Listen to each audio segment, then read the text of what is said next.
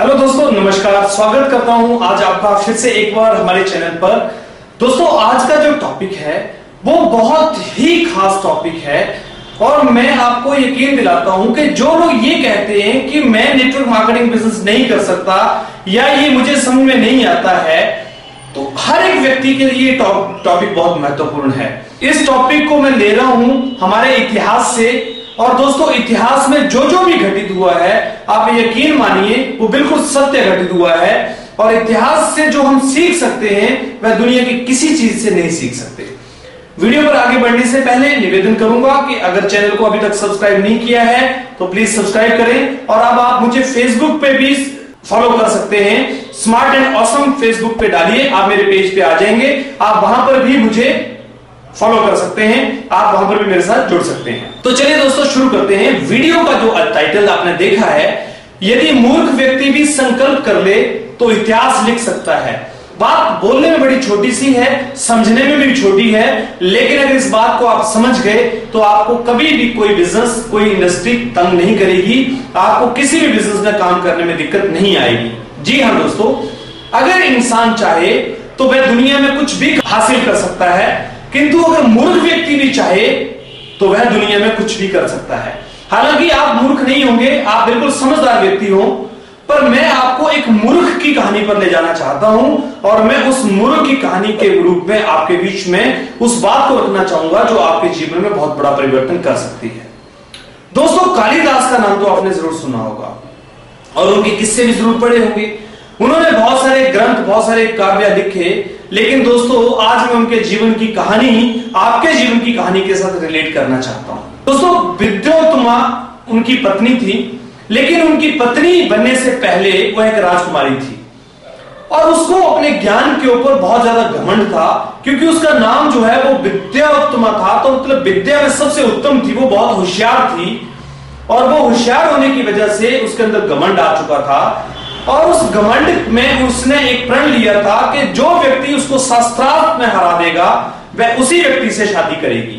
उसकी ये जो शर्त थी, उसको देखकर बहुत सारे ज्ञानी लोग उसके पास आते थे, शादी करने की इच्छा रखते थे, क्योंकि वो एक राजकुमारी थी, किंतु कोई भी उससे जीतता नहीं था। वो सबको परास्त कर देती थी अपने ज्ञान में। और दोस्तों, इसका सीधा सीधा फर्क क्या पड़ा कि विद्योत्तमा के लगभग सभी ज्ञानी लोग जो थे वो दुश्मन हो गए, क्योंकि जब भी कोई व्यक्ति बहुत ज्ञानी होता है तो उसके साथ में जितने लोग जुड़ते हैं या जुड़ने का प्रयास करते हैं, अगर वह लोग किसी कारण से उसके बराबर नहीं होते हैं तो इस ज्ञानी व्यक्ति के अंदर घमंड आ जाता है और ये घमंड उसके विनाश का कारण बन जाता है। विद्योत्तमा ने जब सब लोगों को चैलेंज किया और कोई उसमें पास नहीं हुआ, तो उन सभी विद्वानों ने इस विद्योत्तमा से बदला लेने की इच्छा रख ली कि अब इससे हम बदला लेंगे और इसको हम, इसका जो घमंड है उसको हम नीचे दिखाएंगे। दोस्तों, उन्होंने प्रयास किया और उन्होंने ये निर्णय लिया कि ऐसे मूर्ख व्यक्ति से इसकी शादी करा दो ताकि इसका जो घमंड है वो चूर चूर हो जाए।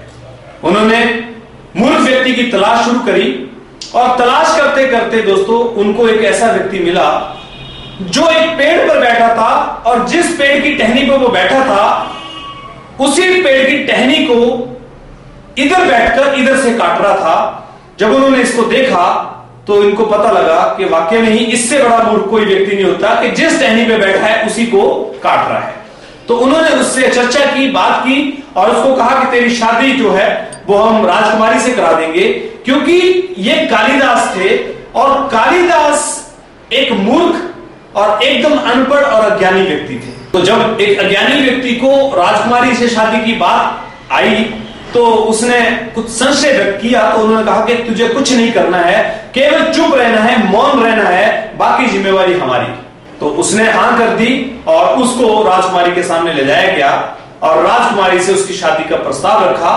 किंतु राजकुमारी ने कहा कि मैं इसका टेस्ट लूंगी, मैं इसका शास्त्रार्थ में पहले इसके साथ में कंपटीशन करूंगी, तभी मैं शादी करूंगी। क्योंकि उसको कालिदास को बोला गया था कि तुम्हें चुप रह के ही जवाब देना है, मौन रह के ही जवाब देना है। तो जब वो शास्त्रार्थ शुरू हुआ तो राजकुमारी ने कालिदास की तरफ एक उंगली इशारा करते हुए बोला, जिसमें उसने ये कहा कि ईश्वर एक है, ब्रह्मा एक है।